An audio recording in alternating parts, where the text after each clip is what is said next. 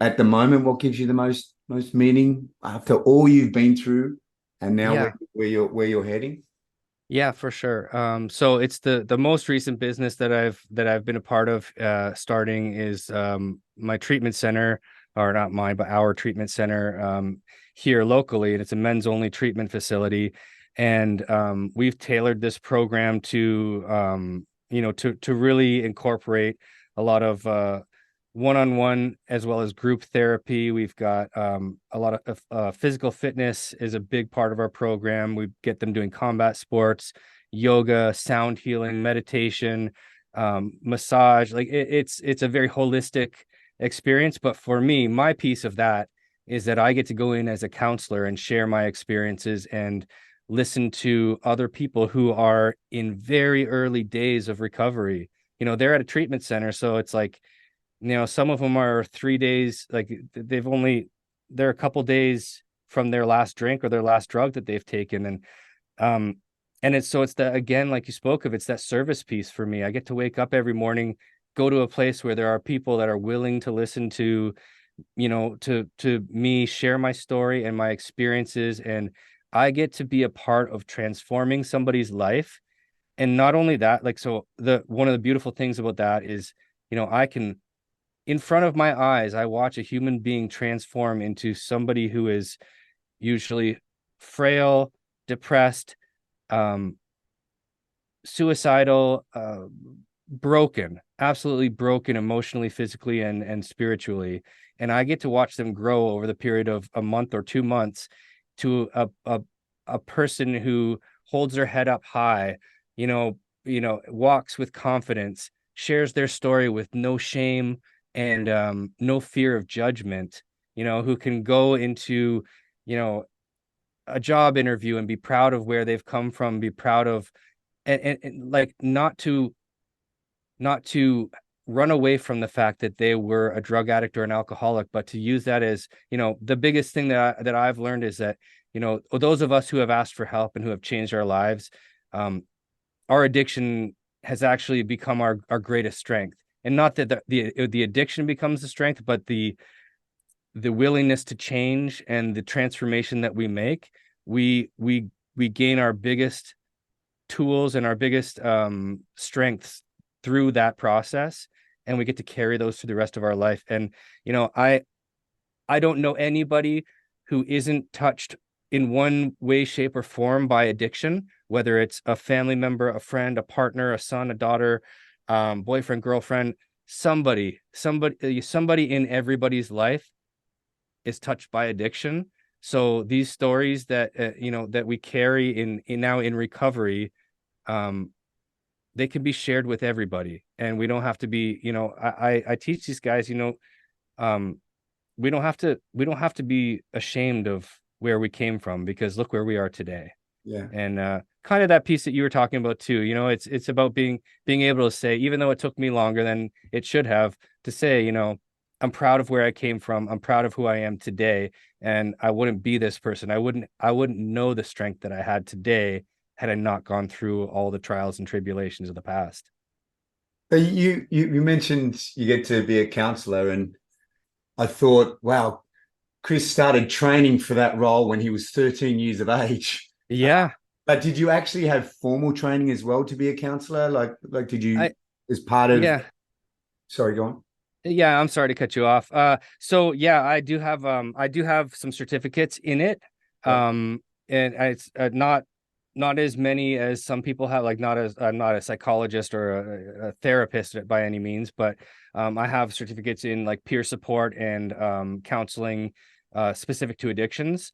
But I always tell everybody, I mean, it's great to have those credentials, but lived experience is worth so much, My goodness, yeah, that's right? exactly what I was thinking, mate.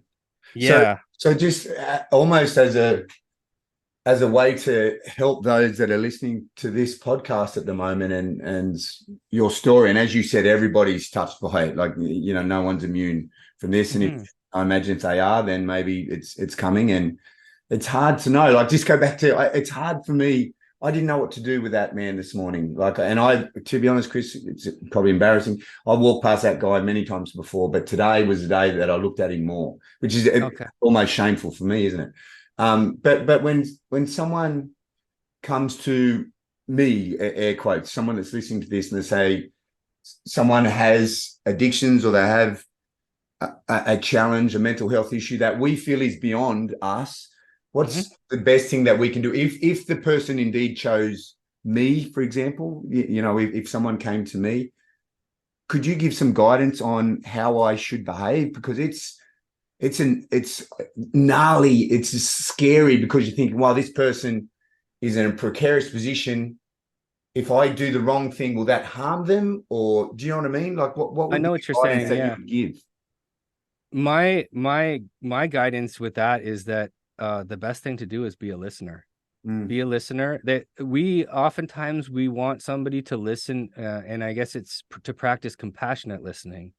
In that we're not necessarily offering advice to people because um, if that's not your background, if you're not equipped to give that advice, or like you said, if you give the wrong advice and something happens that you don't want to feel responsible for, but what we can do, or anybody can do, is be a compassionate listener that is in such a non-judgmental way. So what I try to do anytime somebody shares personal stories about mental health issues or addiction, what I try to do is find a piece of relatability in my life where I can say, you know what, I've kind of felt like that before too. And that, I mean, it checks a lot of boxes for people that are opening up to you, right? It's saying this person is listening to me, they care about me, they're relating to me, and I'm not alone. mm, And then what I would follow it up with is like, listen, let's find you some help. I'm, you know, I'm your friend, I'm your whatever the relationship, but I'm not equipped to really handle this. I will be your supporter 100%. But let's hop on the internet together and find you somewhere. Let's find you a support meeting. Let's find you a therapist or a clinician that can actually deal with this. And if it's an addiction problem, let's find you a meeting to go to. mm. Yeah. How much for you, and going back to the changing of the brain, which is amazing, when you read those books, How to Change Your Brain. And so I read one by Norman Doidge, and he wrote stories. Each chapter was a story on how someone changed their brain. And then what was the investigative journalist recently? But they brought up the psilocybin and mushrooms on how to change your brain and stuff like Right. that.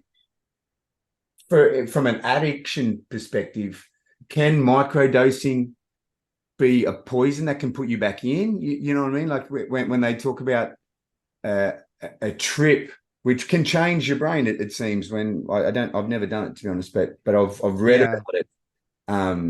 But what are your thoughts on that, the microdosing in order Uh, to help, or it has to be specific for the certain issue that someone's going with? yeah. To be completely honest, I can't really have any real thoughts about it because I practice, as I said, I practice Buddhism, which, the fifth precept is that you don't ingest any intoxicants. Okay, And cool. so to me, and this is all personal, like I will say for people, I know people, there's people in my life that I'm very close to that swear by microdosing. They Especially swear by it. PTSD, it comes up a lot, hey? Oh yeah, for sure. Um, for me, that's an intoxicant no matter what dose it comes in. Yeah, So I don't participate and I won't participate, but so I can't, like I said, I can't really have an opinion on that other than what people have told me. And people speak very highly of it, but with that high opinion of that, I sometimes say, when's the last time you didn't do it? mm, And they can't answer the question. So like, are you now addicted to this thought that microdosing, are you now dependent on microdosing? Or they have a schedule where they microdose 3 days on, 1 days off, or 1 day off, and whatever it is. And I say, well, when's the last time you went a month without it? And they said, 2 years ago. Well, then it might be a problem, right?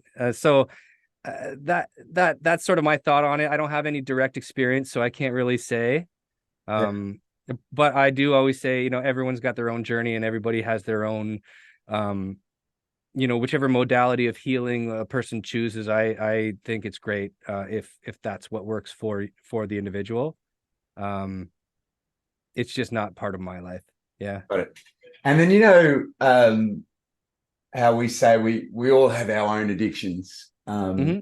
And if you were to apply that to your life today, do you choose quote unquote your addiction, and is that physical exercise or whatever, or it's not like that? You're aware, and instead of running being your addiction, that's something that Stephen mentioned also. He's done Ironman, and in Yeah. this Yeah. podcast, when I interviewed him, he sort of alluded towards that he'd rather be an insane Ironman athlete than an insane person that doesn't do Ironman. So that it's almost like that was part of his medicine as well. Do you actively say, well, this is now my new addiction, or that it doesn't work that way anymore? I don't like to say that. Yes. Yeah. Because I like to keep an awareness about everything I do, but that's not to say that I don't display very addictive behaviors when it comes to some things that I look at as a healthy outlet. Yeah. Sometimes, maybe I want to train 7 days a week and I don't take a day off, and then I hurt myself, and then I realize, oh, you're doing that a little addictively. You're doing Yeah. you're working out a little bit like an addict. So serves you right. You got a little, you pulled your shoulder out or whatever it is, but Another lesson.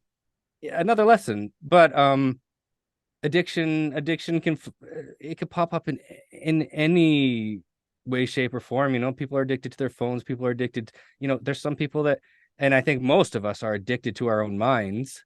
We Mm. can't shut it off, and that's where meditation plays a huge piece for me. I don't I sometimes I need to, not sometimes, oftentimes I need to slow it all down up there. Mm. It's like a ping pong ball just bouncing everywhere. I've got too many things going on, and I've become addicted to like this. I've got two businesses and a job, and I'm trying to balance all these things. And at some point, you have to step back and say, well, what about the self-care? How useful are you in any of those facets of your life if you're not taking care of yourself? Mm. Um, so yeah, I mean, the addict behaviors show themselves for sure. I'm very fortunate to have a wife who's also in recovery, so we're able to, like, and she knows me like nobody else, and she's able to and has no problem pointing out when I'm, she'll say, "Oh, isn't that a little? Aren't you pushing that a little too much? Isn't that a little addicty?" And so we can joke about that stuff, but it's good. It's an accountability partner that we live with, that I live with. So it's amazing. We do that for each other, and also, we get to have our son in our life. He's with us full time, so he gets to also enjoy the fruits of recovery through us. You Yeah. know, he's been to meetings with us. He's very aware of our stories. We don't hide anything from him that way, because we want him to know that, hey, like, if there's ever an issue or if there's anything ever that you want to talk about, we're here for you. You never have to hold anything in. I wouldn't wish that on anybody, and especially any child.